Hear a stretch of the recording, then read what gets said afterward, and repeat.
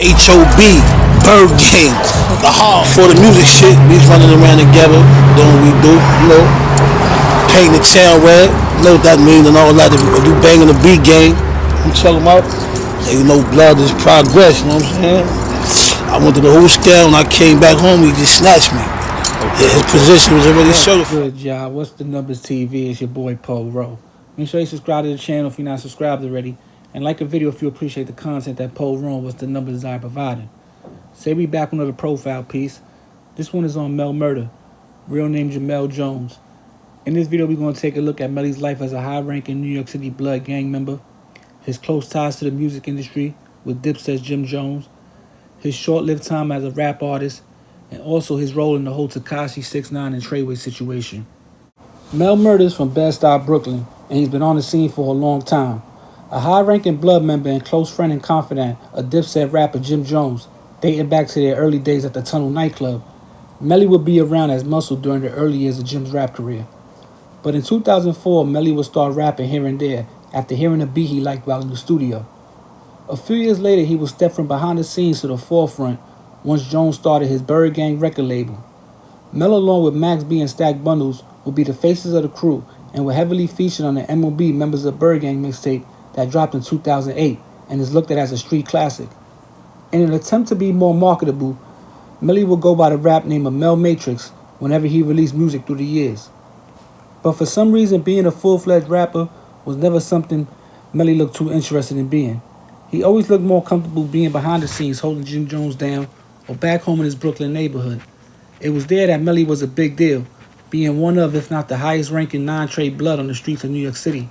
He would control the set for years, with Bed-Stuy being one of their strongholds. Bird Gang would lose a lot of steam as a movement when Stack Bundles died and Max B left the label after him and Jim Jones had a falling out. In the years following, we would still get the occasional freestyle or interview by Melly, but he never released a full solo project, and over time started to return to his behind-the-scenes position in Jim Jones' entourage that allowed him to stay under the radar and be a shot caller for the non-trade blood set.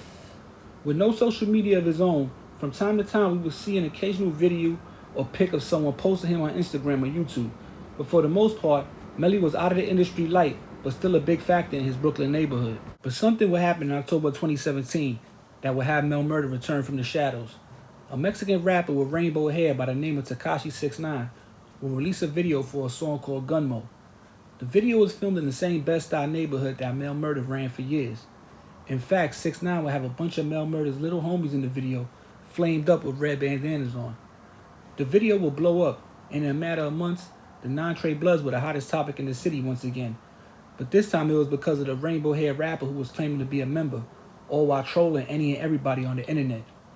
Shoddy, a high-ranking non-trade member and Melly loyalist, was around 6ix9ine every day, providing protection, as 6ix9ine would make a new enemy every day, it seemed. 6ix9ine would start screaming Treyway in every song and interview, showing his allegiance to the non-trade bloods.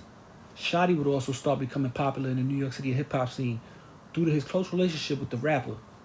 In an attempt to add some validation to Tekashi's street cred, Shoddy would start to bring Melly around 6ix9ine at certain video shoots for photo ops to go on blog sites and their own Instagram pages.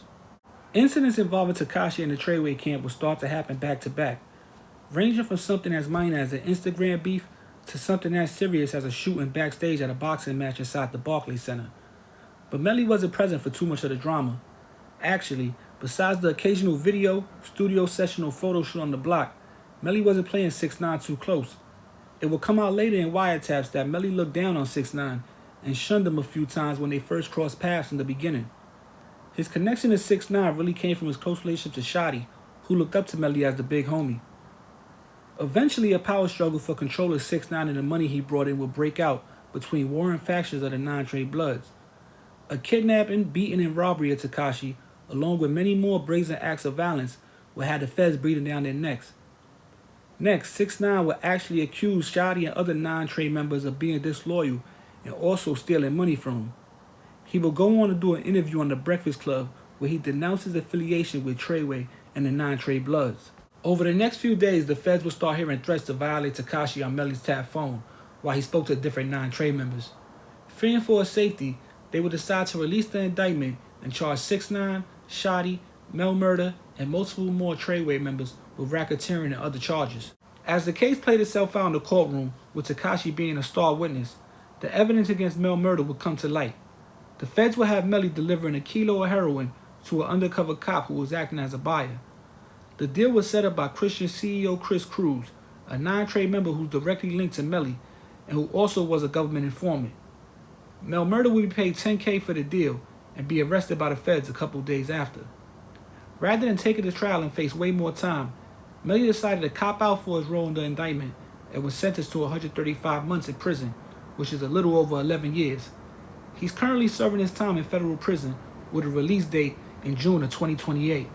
But yo, it's What's the Numbers TV. This profile piece is on Jamel Jones, aka Mel Murder. I didn't want to go into the whole Tekashi situation too deep, or the Shoddy or the Trey way. You know what I'm saying? I wanted to just focus on Melly, being that it isn't too much on him out there on the internet. So I wanted to do a video on him. This is this profile piece is for. You know what I'm saying? It's What's the Numbers TV. Make sure you like, subscribe, share. Also, I want to touch on, it's kind of crazy how CEO Chris was able to line him up, basically put a whole deal together with the police, and then basically just call Melly up like, yo, go deliver this for me. I got 10,000 for you, and you know, get them off the streets like that. So the extent that certain people will go to save themselves, or even the authorities will go to a certain extent to get certain people off the street, is kind of crazy. But like I said, this profile piece is on Mel Murder. Hope y'all appreciate it. Just thank all of y'all who subscribe. Go follow the Instagram. And it's your boy Paul Rowe. What's the Numbers TV? We back before you know, man. We out of here. Peace.